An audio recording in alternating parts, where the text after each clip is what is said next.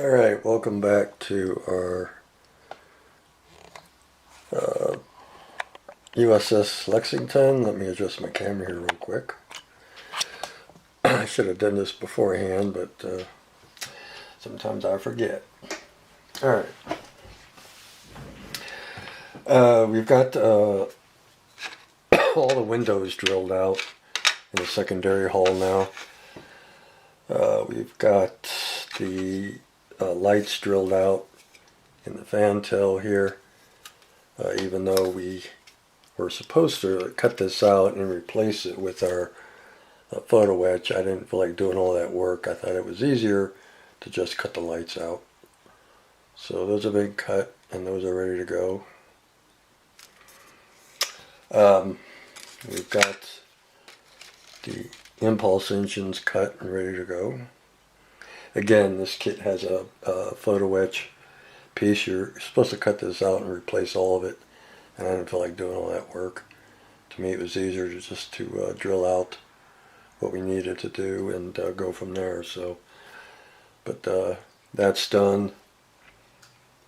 The hangar deck lights are done, and then all the windows are cut into the bottom half of the secondary. And then once we got that done,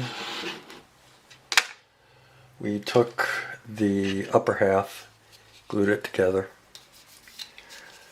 and I did a little bit of sanding. I didn't want to use a lot of filler on this, so I took the time and sanded as best as I could to get it smooth where I wouldn't have to use filler. I got a couple areas where I'll probably have to use a little bit of filler, but most of it is sanded out as far as the seam work. And then once I got that done, it was time to strengthen this upper half. This is the biggest problem area with this kit, as far as having the saggy and droopy nacelles, because what happens is when you go to glue these nacelles on, let me see if I can hold this together while I do this.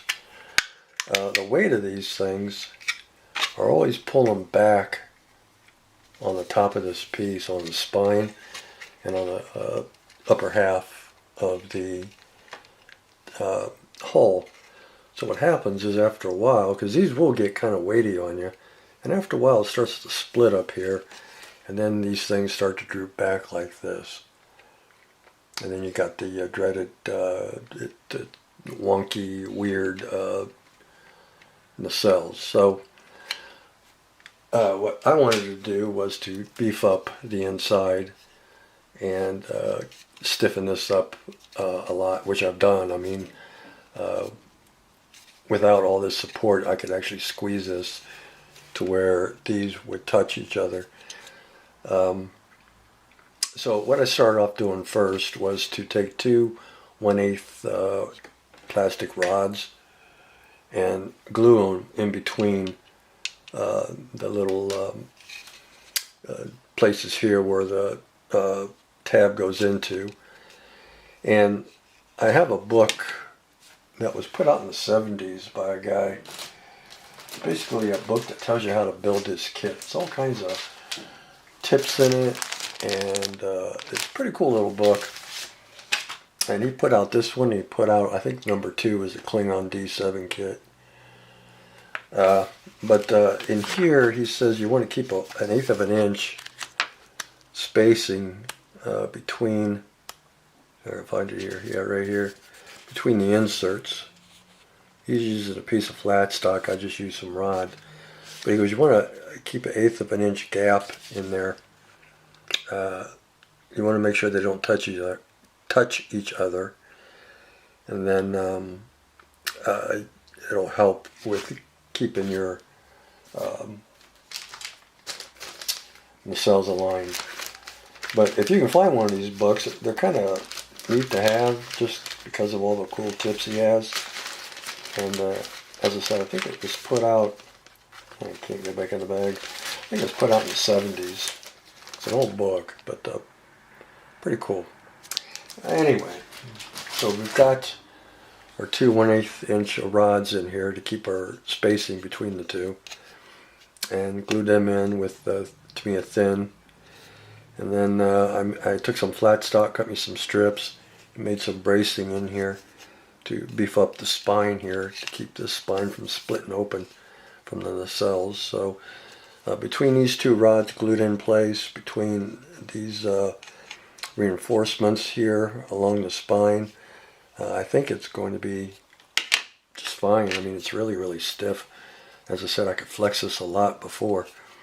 Now I can barely squeeze it in there, so it's starting to stiffen up quite well, and it should keep our nacelles aligned now and down the road for many years.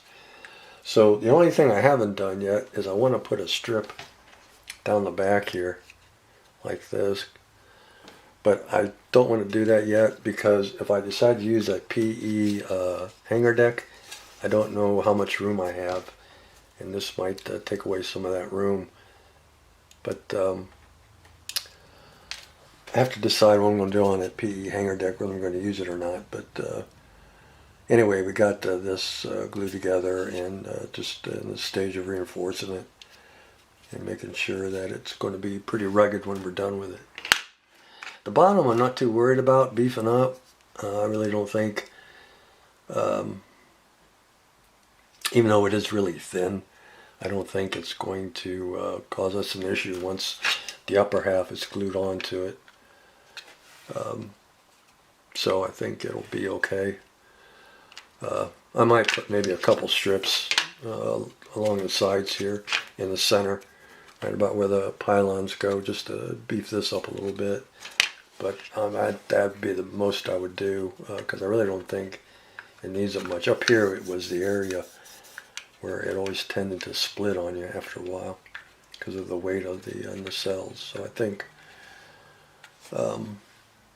we don't have to do too much work.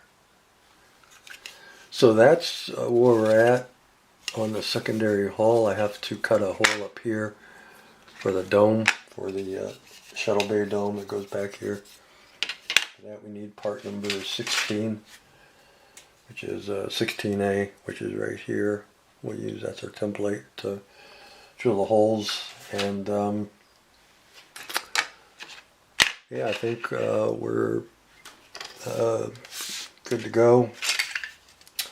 We have to put our windows in on this side of the supports. Got 3 or 4 windows that go on this side.